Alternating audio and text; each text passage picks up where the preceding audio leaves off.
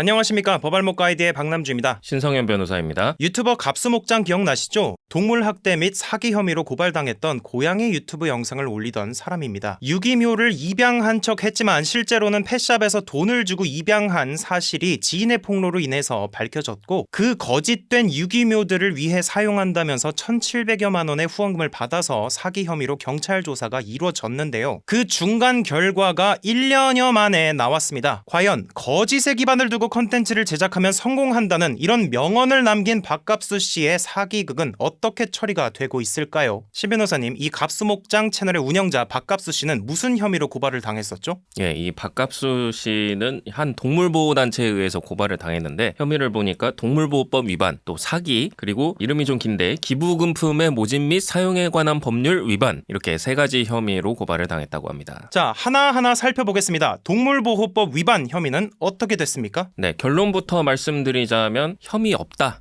라는 판단으로 불송치 결정이 내려졌습니다. 일단은 루미를 집어 던진 그 혐의에 대해서 박 씨는 전면 부인을 하고 있고요. 목격자의 진술도 이 박 씨와 일치를 해서 사실상 입증을 하기가 어렵고, 그리고 그 고양이가 햄스터 머리를 물어 죽게 한 그 혐의에 대해서도 일단은 박 씨 등은 이게 우발적인 사고였다 이렇게 주장을 하고 있고, 이것을 반박할 만한 다른 증거가 없기 때문에 결국은 증거 불충분 혐의 없음으로 불송치 결정이 내려졌습니다. 그렇다면 거짓말을 많이 했기 때문에 사기 혐의로도 고발당했는데, 사기는 어떻게 됐습니까? 사기죄가 성립하기 위해서는 기망행위뿐만 아니라 처분행위, 그리고 그로 인한 이득, 손해 등등을 우리가 증명을 해야 되는데, 일단은 이 기르던 동물들을 펫샵에서 구입을 해놓고 마치 구조를 하거나 임시보호를 한 것처럼 그렇게 컨텐츠를 제작한 그 부분은 인정이 됐습니다. 그런데 이거는 기망행위일 뿐이고, 이로 인해서 이제 어떠한 피해자들이 어떤 금액을 지불을 했는가, 그러니까 피해자와 피해 금액, 현금 흐름 등이 입증이 되어야 하는데, 그 부분이 지금 제대로 입증이 되지 않아서 경찰이 밝힌 바에 따르면 피해자들이 특정되지 않아서 어려웠다 이렇게 이야기를 하는데, 결국 이 부분도 기본적으로는 혐의 없음으로 되었습니다. 다만 이제 이 사기 혐의 전체 부분 중에 대부분은 방금 말씀드린 대로 무혐의, 불송치가 됐지만 일부 부분은 일단 기소 의견으로 송치를 하긴 했습니다. 검찰에 후원금 사용 내역을 증명하지 못한 부분에 대해서 그렇게 한 것인데요. 그러니까 사실 이것도 엄격하게 말해서 사기죄의 그런 구성 요건을 증명했다라기보다는 이 박갑수 씨 쪽에서 소명을 하는 것이 불충분하니까 충분히 혐의가 있다고 볼 수 있다. 말이 좀 이상하죠. 어쨌든 그럴 수 있으니까 일단 검찰에서 판단을 해달라라고 검찰에 올려보낸 겁니다. 그런데 이제 방금 말씀드린 대로 이게 증명이 돼서 올려보낸 건 아니기 때문에 피해자 특정이나 피해 금액 특정, 현금 흐름 특정이 안 된 거는 여전히 동일해요. 그래서 검찰에서 분명히 보완 수사를 요구를 할 것이다. 이렇게 예상이 되고 있습니다. 자, 그렇다면 기부금품 모집 및 사용에 관한 법률 위반, 이거는요? 네, 이것도 마찬가지입니다. 이 법 위반으로 보려면 결국은 이 기부를 한 사람이 어떠한 목적으로, 어떠한 성격으로 이 돈을 지불했는가, 그리고 그러한 성격에 맞게 또 돈을 사용했는가, 이런 것들을 봐야 되거든요. 그런데 조금 전에 말씀드린 것처럼 어떤 피해자가 어떤 목적으로 얼마만큼의 돈을 지불을 했는지, 어떤 동물을 대상으로 지불을 했는지, 이런 것들이 지금 명확하게 증명이 되지 않았기 때문에 이 부분도 결국은 혐의 없음, 불송치 결정이 내려졌습니다. 네, 역시 펫샵에서 입양한 고양이를 유기묘로 속였다는 것 자체만으로는 사기죄가 적용되기는 너무나도 힘들기 때문에 결국 유기묘인 줄 알고, 그리고 그 고양이들을 위해 사용될 줄 알고 속아서 슈퍼챗을 쐈다는 사람이 등장을 해서 구체적으로 진술을 해야만 처벌이 가능한 상황으로 보입니다. 그런데 이게 좀 어려워 보입니다. 왜냐면요, 이렇게 과거 슈퍼챗 구입 목록을 보시면 뭐라고 하면서 보냈는지가 나오지 않거든요. 그렇기 때문에 뭐라고 하면서 보냈는지까지 같이 나오는 그런 영상이 있어야 될 것으로 보입니다. 신 변호사님, 만약에 이렇게 녹화본까지 가지고 있는 피해자가 직접 등장을 해서 구체적인 진술을 한다면 이 박갑수 씨는 사기죄로 처벌받을 가능성이 좀 있다고 보십니까? 네, 충분히 처벌받을 수 있죠. 당시 그 녹화본을 보게 되면 방송 상황을 우리가 알 수 있고, 또 어떤 이야기를 박갑수 씨가 했으며 그 이야기를 들은 시청자들이 어떤